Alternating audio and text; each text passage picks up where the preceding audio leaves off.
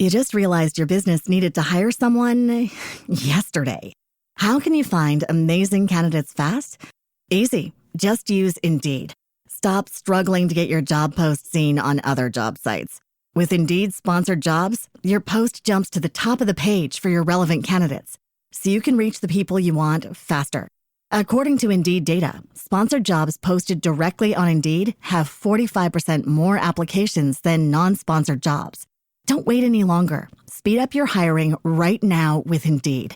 And listeners of this show will get a $75 sponsored job credit to get your jobs more visibility at Indeed.com/kidsandfamily. Just go to Indeed.com/kidsandfamily right now and support our show by saying you heard about Indeed on this podcast.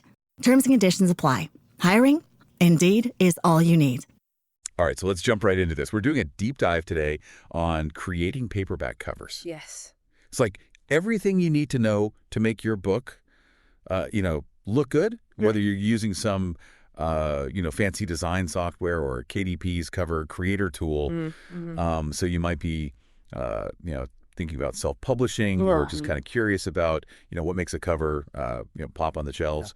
Yeah. And we're gonna take a look at some material that you sent me. Break it down. Absolutely. We're going to kind of try to demystify some of this stuff. Okay, so get this.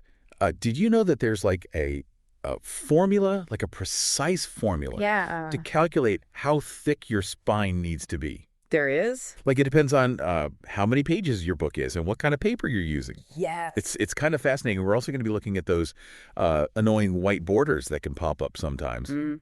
You want your cover image to shine, not get cut off. Exactly. That professional, polished look. Yeah. And then there's that barcode. Yes. That always seems kind of mysterious to me. Mm-hmm. We're going to break down what it's for, how big it needs to be, where it goes, and what happens if you, choose not to have one. Yeah. Spoiler alert, not really an option. No, it's a very important part of the book. Yeah.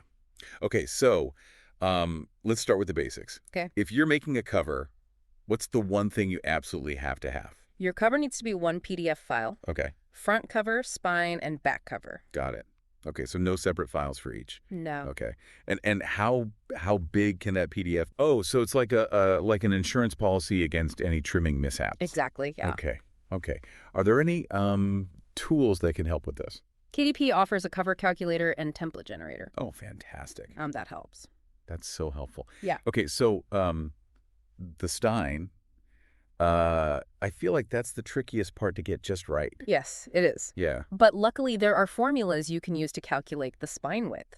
Okay. And that's based on your page count and whether your book is black and white or color. Formulas. Uh-oh. Oh, I know. My inner artist is a little afraid. But don't worry, it's simpler than it sounds. For example, if you have a black and white book on white paper, Okay. you simply multiply your page count by 0.002252 inches.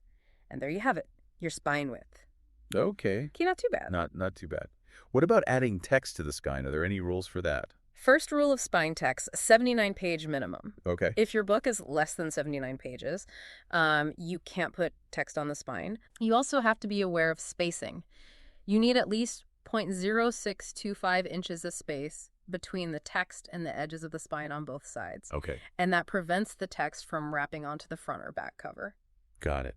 Okay, so let's move on to cover backgrounds. Okay. What are some key things to keep in mind there? Remember, bleed. Mm. So you need to extend your background 0.125 inches beyond the trim lines on all sides. Right. That way it covers the entire space after trimming. So no white slivers. No white slivers. Okay, so does that mean borders are a no-go? It's best to avoid them, yes. Okay, yeah, makes sense. Okay, let's talk about images now. What are some essential guidelines for using those on a cover? Well, just like with backgrounds, bleed is crucial. Okay. So you want to extend your images to the edge of that bleed area. Right. And another key thing is the color mode. Oh, wait. Make sure your images are in CMYK color mode for printing. Okay, so RGB is no good. RGB is for online images. Right. They won't look right when they're printed. Okay, so CMYK for print, RGB for web. Exactly. Got it. What about image resolution? Aim for minimum resolution of 300 dpi, or dots per inch. Okay. You know, it's like choosing high definition over a fuzzy old TV screen. Right. More detail, the better. Okay, so image checklist complete. Let's talk about text. Where should we place text on the cover? And are there, like, rules about font sizes? Well, for the front and back cover, keep your text within the safe area, which is about 0.125 inches inside the trim lines. Okay. That ensures none of your important text gets chopped off. Got it. What about the spine? Remember that 0.0625 inches of spacing. Right. Keep your text away from the spine edges to avoid that wrapping. Got it. Okay. Any other text-related tips? Double check that all the text on your cover, like the title, author name, edition number, matches what you entered when setting up your book on KDP. And make sure your fonts are readable. You want to aim for at least a 7-point font size and good contrast between the text and background. Okay, so no light gray text on a white background. Exactly. Got it. Okay, let's move on to this mysterious barcode. Yes. Can you demystify this element for us? A barcode is required for KDP paperbacks. Uh-huh. But you can either provide your own or let KDP place it for you. Oh, wait. They'll automatically generate it and place it on the back cover. Okay, so it's not an option to skip. No, it's essential. Okay. All right, so let's talk about color. Are there any specific color guidelines we need to follow? Yeah, definitely. Avoid embedding color profiles in your file. Okay. Also, spot colors, they're incompatible with KDP's print-on-demand model. Okay. If you're using spot colors, just convert them to CMYK. Got it. Anything else color-related? Avoid using multiple color spaces in the same file. Okay. Because that can lead to mismatches during printing. But you keep the colors consistent? Yes. Got it. Yeah. Okay, so let's say we've done all of that. Our cover design is ready. Is there a checklist that we can go through before we upload? Absolutely. First, make sure you saved your cover as a PDF file. And make sure you flatten all transparencies. Okay. And embed your fonts. Got it. And then you want to remove any crop marks, color bars, or template text. Right. Make sure it's 300 DPI, optimize your PDF. Okay. And make sure there's no file security on it. Got it. What about missing pages? Is that something to worry about? Always double check. Make sure there are no missing or blank pages. Okay. You know, it never hurts to be extra careful. All right, so our pre-publication checklist is complete. We've covered file type, size, bleed, spine measurements, text placement, image resolution, color requirements, even PDF optimization. Wow. That's a lot. Yeah, it's a lot to take in. Yeah. But what if we need to update the cover later on? Oh, you can absolutely update your cover at any time. Oh, that's good to know. Yeah, just head to your KDP bookshelf, find the book you want to update, and then you can just follow those instructions. Oh, fantastic. So even if, like, you miss a small detail, we can fix that later. You can fix it, Yeah. exactly. Oh, that's a relief. Okay, so now that we've got that technical stuff out of the way, let's move on to the fun part, design. Yes. Okay, so welcome back. I feel like we've already learned so much about creating a print-ready paperback cover. Yes. But I know there's more to it. There is, definitely. And before we move on, there are some really amazing resources that are available to you while you're working on this. Like what? Well, KDP has a whole collection of help articles, tutorials that focus specifically on cover creation. Oh, fantastic. They cover everything from choosing the right trim size to understanding those barcode requirements. Okay, so if I get stuck, I can just head over there and find the answer. Exactly. Okay, great. Any other resources that we should be aware of? The KDP Community Forum is another great resource. It's a place where authors and self-publishers can gather and share tips and advice and even get design inspiration from each other. Oh, that's fantastic. Okay. Back to the technical side of things for a minute. Okay. We talked a lot about color in the first part. Yes. But can we use any color we want on our cover? Well, you have a lot of freedom when it comes to color, but you have to remember that KDP uses a print-on-demand model. Oh, right. So each book is printed individually as the orders come in. Exactly. Yes. So how does that affect our color choices? Because of that, there might be slight variations in color from one print run to the next. Oh, so like the color I see on my screen might not be exactly the same as the final printed book? It's possible. It's possible, yeah. Okay. Should we avoid certain colors? You don't need to avoid specific colors, but it's good to be mindful of those that are more susceptible to variation. Okay. For example, really light or subtle color gradients can sometimes be tricky to reproduce consistent. We'll be back after a quick break. Hey there. Welcome to Good Advice Giver. First, we want to start by saying a massive thank you for tuning in today. Whether you're a long-time listener or you're joining us for the first time, we're truly grateful to have you here. We know you've got a lot of options when it comes to podcasts, so the fact that you're spending your time with us means the world. So thank you. That's right. We're excited to have you with us because here on Good Advice Giver, we cover just about everything. Whether you're interested in sports, relationships, sex, money, finances, business, digital marketing, music, education, movies, comedy, or something else entirely, we've got it all. No topic is off limits here, and we dive deep into real, meaningful conversations that matter. We've also got a mix of male and female hosts, so you're always getting a well-rounded perspective on every topic we cover. From business strategies to personal development, from car shopping to digital products like affiliate marketing, we bring a little bit of everything to the table. Our goal is to offer advice, insights, and some laughs along the way to make sure you feel welcome and engaged, no matter what brought you here. And it doesn't stop there. We're not just about giving great advice, we're about action. On this podcast, we even sell products and services we believe in, from affiliate marketing opportunities to cars and more. So whether you're looking to boost your business or find practical ways to improve your everyday life, you're in the right place. As always, You just realized your business needed to hire someone yesterday. How can you find amazing candidates fast? Easy. Just use Indeed. Stop struggling to get your job post seen on other job sites. With Indeed sponsored jobs, your post jumps to the top of the page for your relevant candidates, so you can reach the people you want faster. According to Indeed data, sponsored jobs posted directly on Indeed have 45% more applications than non-sponsored jobs. Don't wait any longer. Speed up your hiring right now with Indeed. And listeners of this show will get a $75 sponsored job credit to get your jobs more visibility at Indeed.com/kidsandfamily. Just go to Indeed.com/kidsandfamily right now and support our show by saying you heard about Indeed on this podcast. Terms and conditions apply. Hiring? Indeed is all you need. we want you to stay connected with us. Be sure to download this episode so you can listen anytime, anywhere, whether you're commuting, working out, or just relaxing. And while you're at it, follow us on social media. We're on Instagram, Facebook, Twitter, you name it. That's the best way to stay in the loop for upcoming episodes, behind-the-scenes content, and even giveaways. And don't forget to subscribe to our YouTube channel. We're posting extra content there, including video podcasts and deep dive discussions you won't want to miss. Be sure to like, comment, and subscribe, and let us know what topics you want to hear more about. Lastly, check out the link below in the description for exclusive offers, resources, and more ways to connect with us. We're here for you, and we can't wait to bring you more valuable content. Thanks again for tuning in to Good Advice Giver. Let's get started.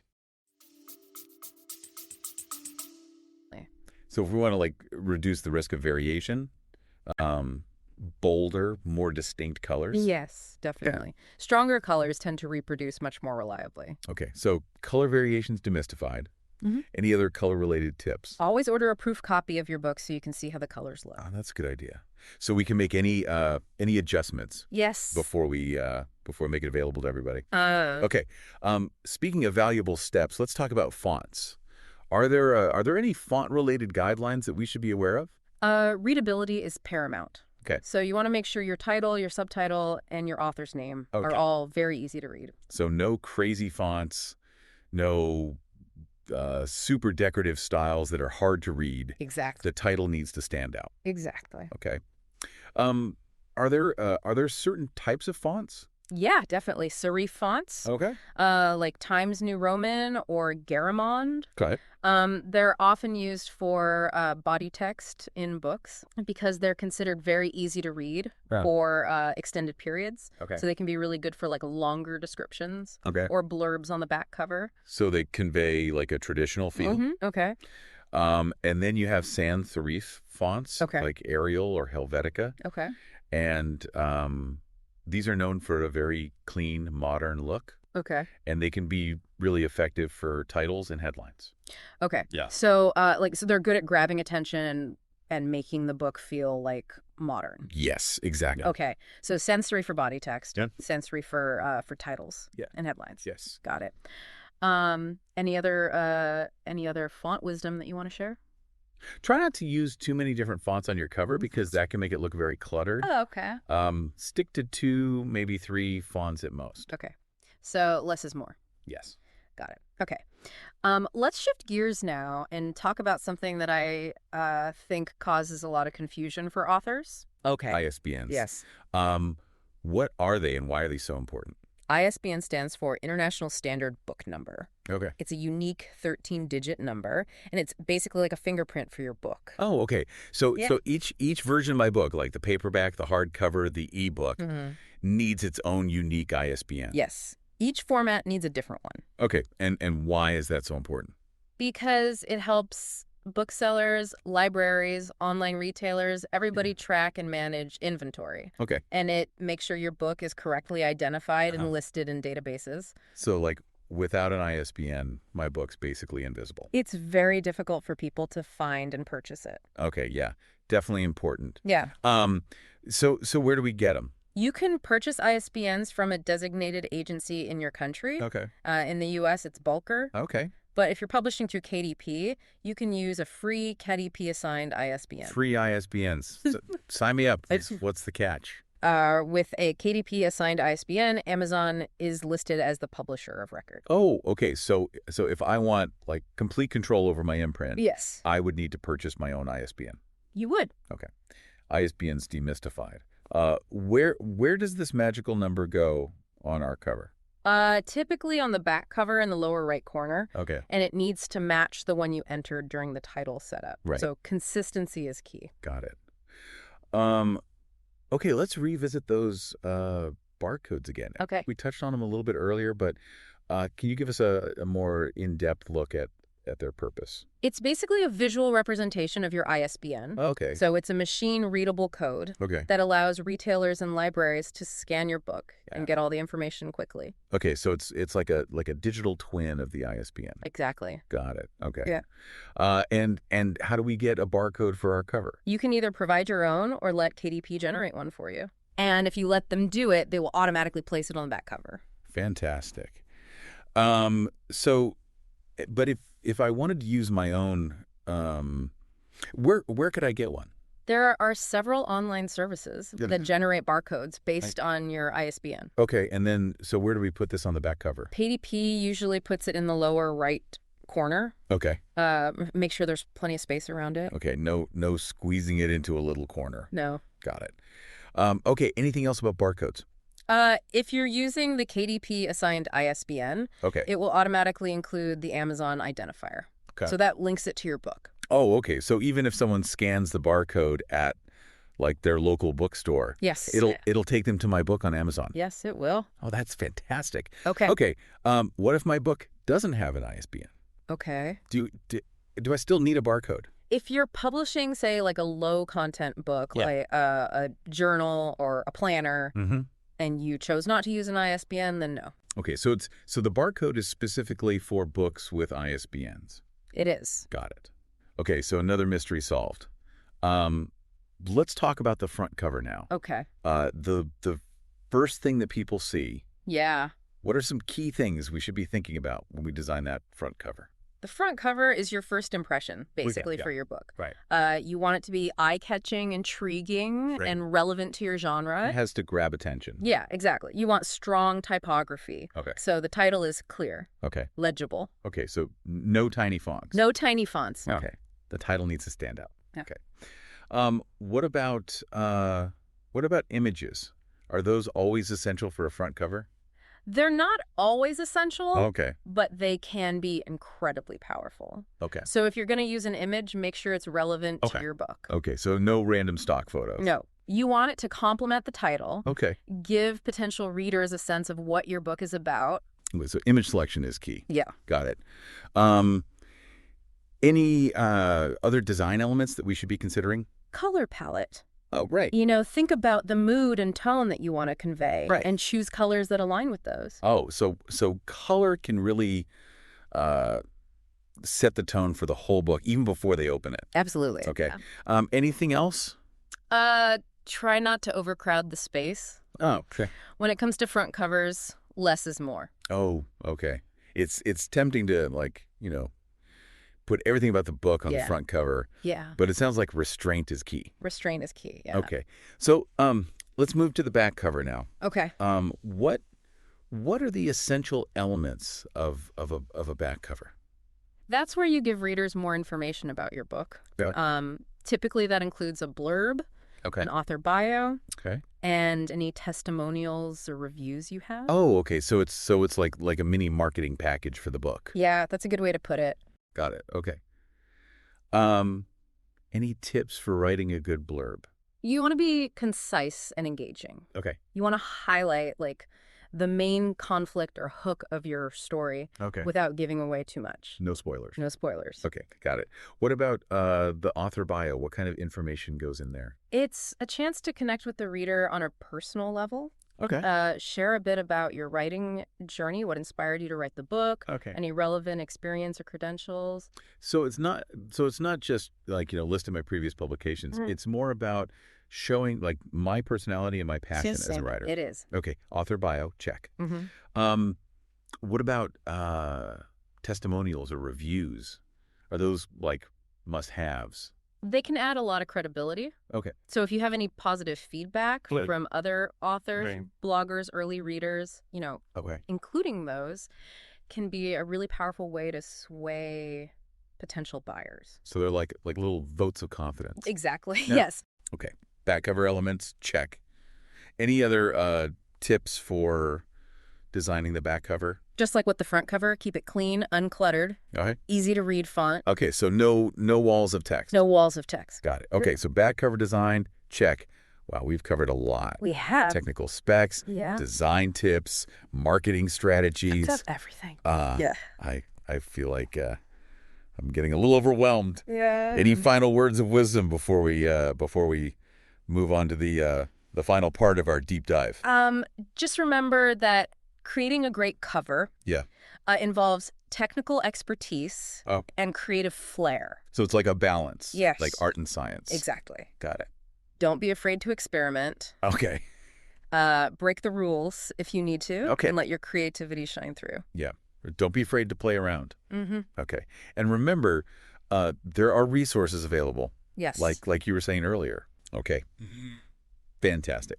All right. So we're back for the final part of our deep dive into creating paperback covers. Yes. I feel like we've covered a lot. We did the technical stuff, the design elements. We even touched on color and typography. Mm-hmm. So I'm ready to take my cover designs to the next level. Absolutely. Yeah, this final part, we're going to go over some more advanced techniques Okay. that can really elevate your cover. Okay, great. So what's first? Let's talk about visual hierarchy. Okay. It's a principle Okay. that helps guide the reader's eye through the elements on your cover. Oh, okay. So it makes sure that they see the most important information first. So we're leading their gaze Exactly. to where we want it to go. Exactly. Okay. So you want to make sure that things like your title, your subtitle, the author's name, Okay. those are the most prominent elements. And how do we do that? Well, one way is to use size and scale. Oh. So the most important element should be the largest. Okay. And then you scale down from there. So big bold title, Mhm. slightly smaller subtitle, Yes. even smaller author name. Exactly. Okay. Okay. Yeah. What other techniques can we use to direct their attention? You can also use contrasting colors Oh, okay. or font weights. Oh, okay. For example, a bold, dark title against a light background. Right. That will really draw the eye. Okay. So contrast is key. Yes, contrast is key. Got it. You can also think about negative space. Okay. That's the empty space around the elements on your cover. Right. Don't be afraid to leave some areas blank. So you don't have to fill every inch No, you don't. with text and images. No. Okay. It can actually make the design look more sophisticated. Okay. Yeah, I can see that. Okay. Oh. So visual hierarchy, check. Mm-hmm. What other advanced techniques should we talk about? let's move on to typography as a design element. Okay. We talked about choosing readable fonts, Right. but you can also use typography to convey, mood and tone and even genre. Oh, so the font itself can help, like, tell the story? It can. Oh, wow. Okay. Think about, a sleek, modern sans serif font Right. for a sci-fi thriller Okay. versus a classic serif font for a historical romance. Oh, okay. Yeah. So it's almost like choosing the right outfit Yes. for the book, Exactly. Okay. What about font pairing? Experiment with different combinations, see what looks good together. Okay. A classic pairing is using a serif font for the title, Okay. and then a sans serif for the subtitle, Okay. or the author's name. Okay. So a little bit of yin and yang there, a little bit of balance. Mm-hmm. Okay. What other typography tricks can we use? Think about using letter spacing Okay. or tracking Okay. to fine-tune the space between the letters. Okay. So we can manipulate the space between the letters. Yes. To kind of evoke different feelings. You can. Oh, that's so cool. Okay. So it sounds like typography is really about more than just choosing the right font. It is. It's a very powerful tool. Okay. Let's go back to color palettes for a second. Okay. We talk about color psychology. Yes. But are there any other like advanced techniques for choosing the right colors?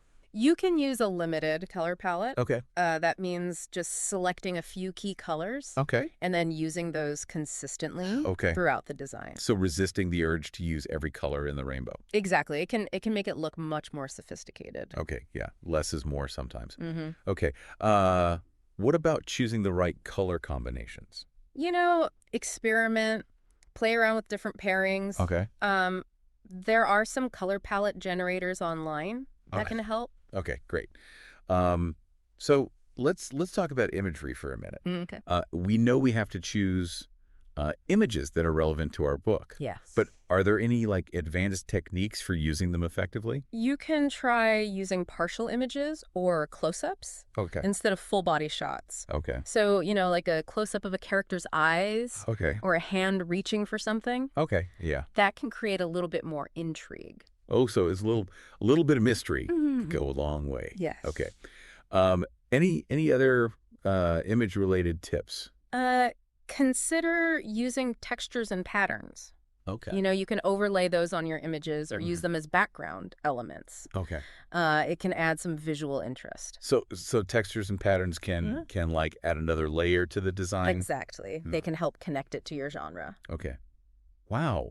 This is a lot. I mean, with all these, advanced techniques. Yes. It's easy to feel a little overwhelmed. It is. Do you have any final words of wisdom for our listeners? Just remember, the most important thing is to create a cover that really reflects your book and speaks to your audience. Right. Don't be afraid to experiment, break the rules, and just, be creative. Let your creativity shine through. Yeah, exactly. Okay, and remember those resources that are out there. Yes, definitely. Okay, great. Well, that brings us to the end of our deep dive into paperback cover creation. Wow. I feel very inspired now to go and create a cover. That's great. Thanks for taking this deep dive with us. It's been a pleasure. And for all of you listening out there, happy designing. Today is your lucky day. Today is the day that our $3 website works for you, paying you directly to your PayPal daily. Imagine $3 ongoing continuous payments to your PayPal account. Imagine falling asleep and waking up to $300 in your PayPal account. How would this make you feel? How could this help you? What bills could you pay? What kind of fun could you have? What does that retirement look like now? All for a one-time payment of $3. This website is DFY done for you, fully built and completely hosted, and never stops collecting payments for you. You have spent $3 on coffee on a regular, but that coffee won't help you create multiple streams of income. Click the link below.